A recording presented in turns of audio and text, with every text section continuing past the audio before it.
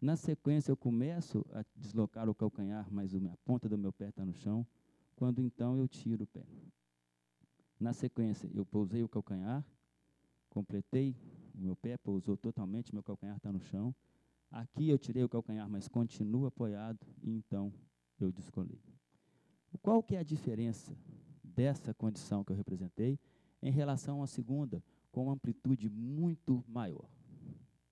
Eu, talvez por desequilibrado aqui, mas vou tentar demonstrar que se eu dou uma passada muito longa, nesse momento aqui, eu só estou com o calcanhar direito e com a ponta do pé esquerdo no chão. Na sequência, eu estou tirando o pé esquerdo. O tempo que eu fiquei com os dois pés no chão, nessa segunda demonstração, é muito menor do que na primeira.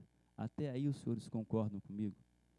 E quando eu dou uma passada curta, o tempo que eu fico com os dois pés no chão é muito maior do que quando eu dou uma passada larga. Aqui, só eu vou fazer um som enquanto eu estiver com os dois pés no chão. Eu vou fazer um bip enquanto eu estiver com os dois pés no chão e vou cortar quando eu perder esse contato. Ó. Pip, pip, pip, pip. E agora eu vou fazer uma passada longa. Ó. Pip, pip, pip. Esse pip, eu gerei esse som quando os meus dois pés estavam no chão.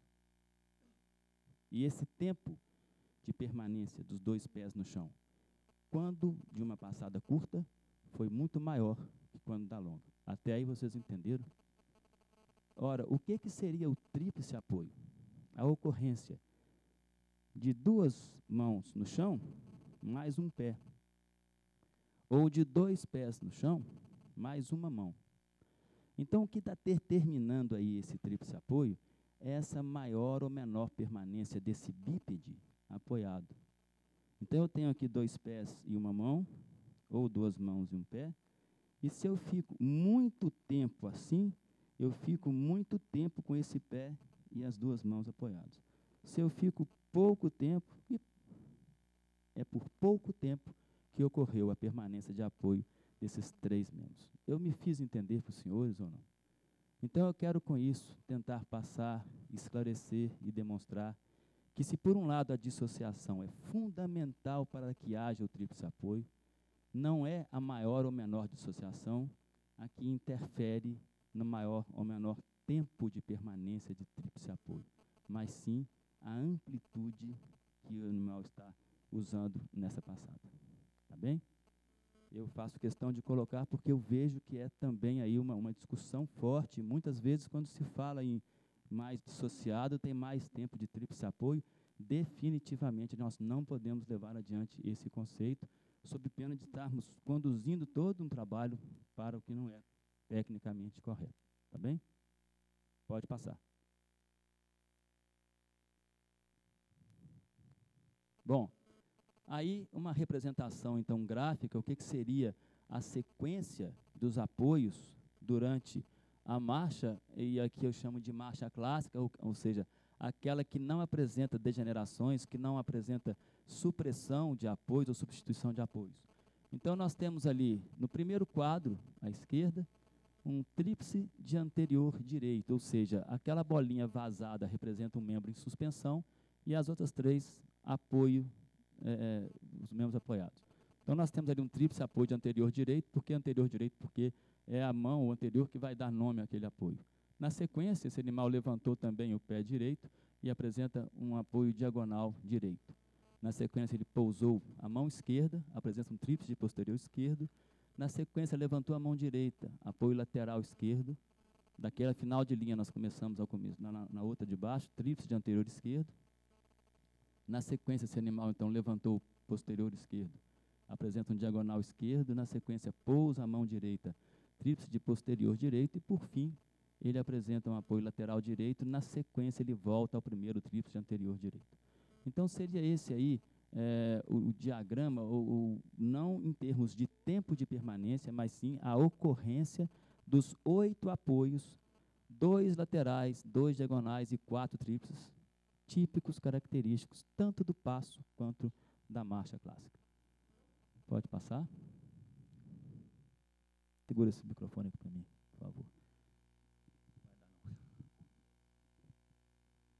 Porque não dá para... Ah, tem outra aqui, ó. Porque não dá para falar e demonstrar. É apenas para vocês entenderem mais ou menos essa ideia. A cabeça do cavalo lá, a garupa aqui atrás. Então, quando esse cavalo flexiona a nuca, o focinho vem para trás, a parte superior vai para frente. Está claro? Ora, é exatamente aqui nessa região da nuca que está ligado o ligamento nucal. Quando, então, eu flexiono a nuca de um cavalo, ó, eu traciono o ligamento. E, ao tracionar o ligamento, eu consigo abrir, separar as vértebras. Então, aquela atitude de um cavalo de nuca flexionada não é porque é bonito, não. É porque, na hora que eu flexiono a nuca, eu consigo adiantar esse ponto superior e tracionar o ligamento nucal. E, estando assim tracionado, as vértebras se abrem, se separam. Eu tiro o cavalo, a coluna do cavalo dessa condição e passo para essa. E com isso eu consigo muito mais flexibilidade, avanço, enfim. E da mesma forma, quando eu flexiono a nuca e abro a coluna, a garupa normalmente desce, se abaixa. E, por consequência, os posteriores passam a trabalhar mais avante. Obrigado. Então, é todo um processo que não nada tem a ver com estética. É extremamente funcional. Se eu consigo flexionar a nuca, mas esse animal continua com o pescoço invertido, eu afrouxo o ligamento nucal e não tenho esse resultado de abertura da coluna, de abertura das vértebras. E essa questão do posterior engajado, então o cavalo em atitude, ele tem que estar com a base do pescoço levantada, ou seja, a base, por quê? Para que o pescoço funcione como uma roldana por onde vai correr esse ligamento. Se o pescoço estiver invertido, com a base baixa, o ligamento nucal se afrouxa. A nuca deve estar flexionada, por quê? Para concluir essa questão de tracionar o ligamento, abrir a coluna. E na hora que a coluna se abre, a garupa desce e esse posterior entra mais. Aí a minha pergunta, por que que vocês acham importante um cavalo ter os posteriores dentro da massa? A gente sempre fala, engajamento posterior, aquele é mais engajado. Por que será que isso é importante? O que que vocês entendem disso? Então, eu parto muito da expressão, do engajamento, como fulano está engajado na campanha política de tal partido, quer dizer, está envolvido, está comprometido com aquilo. Esse posterior tem naturalmente a função de projetar esse animal para frente. Essa é a função. Nós, então, quando criamos essa reunião, nós engajamos o posterior, nós convocamos o posterior para uma função que não é simplesmente aquela natural de projetar esse corpo para frente. Que função é essa que nós estamos determinando para esse posterior quando nós trazemos esse posterior para frente? Você consegue, sim, mais equilíbrio, porque você transfere o peso para trás, mas existe aí, exatamente nessa questão, uma condição objetiva. Se eu tivesse que empurrar essa mesa contra essa pilastra, eu deveria fazer isso, colocar meus... Não. A impulsão está ligada a desejo, a vontade de ir à frente. Então, vejam bem, se eu tenho minhas pernas lá para trás e empurro essa mesa, eu consigo deslocar essa mesa com um vetor horizontal. Tá? Se eu quiser agora pegar essa mesa e colocá-la no teto, eu vou mudar essa postura, vou fazer isso e levantar essa mesa. Então, percebam que instintivamente nós faríamos isso. Vou empurrar para lá, eu deixo as pernas aqui atrasadas. Eu vou jogar para cima, eu entro com a perna. Eu quero dizer que quando o cavalo trabalha com seus posteriores lá atrás, ele se projeta para frente, quase exclusivamente para frente.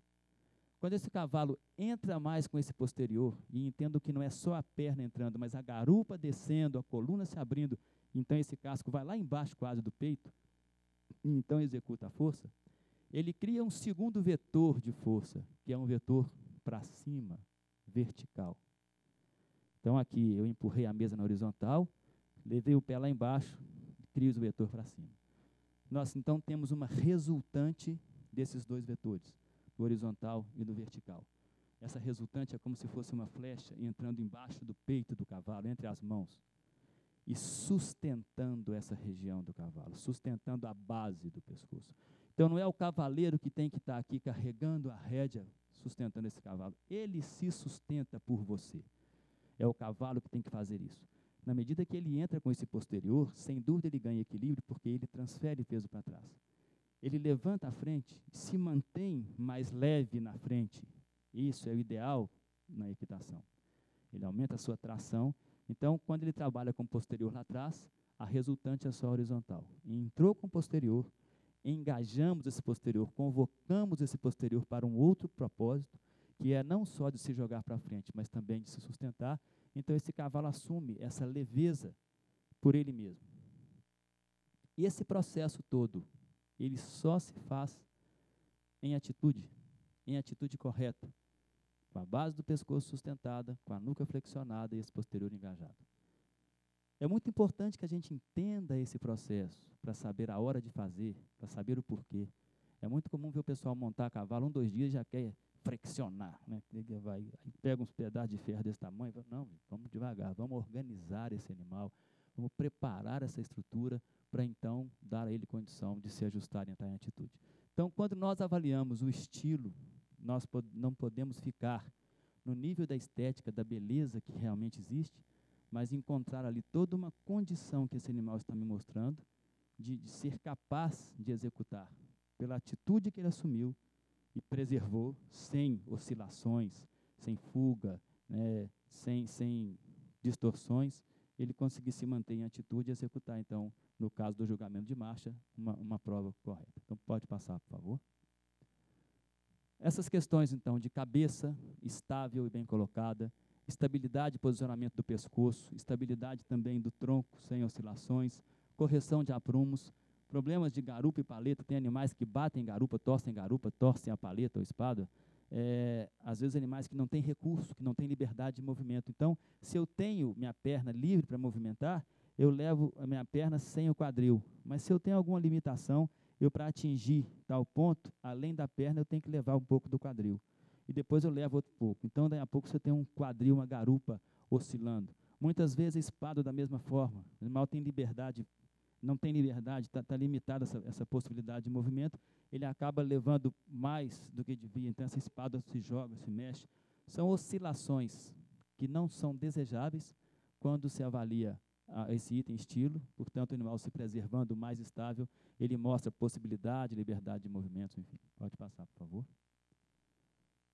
Rendimento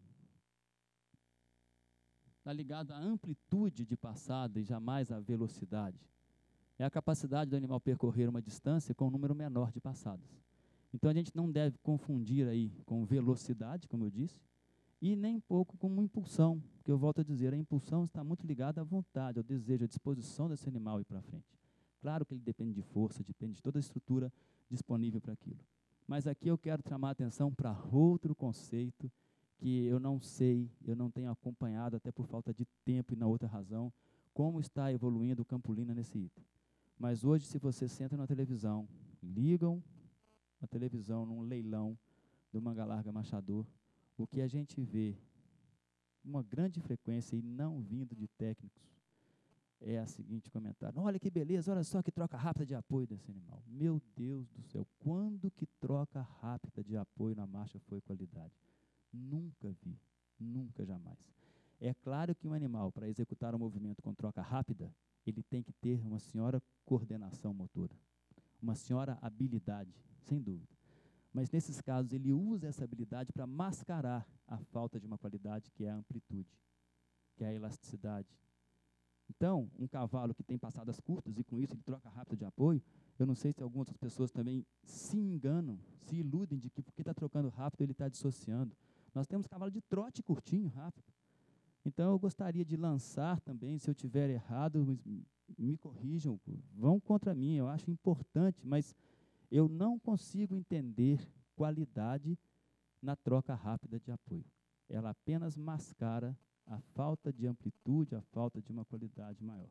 E eu tenho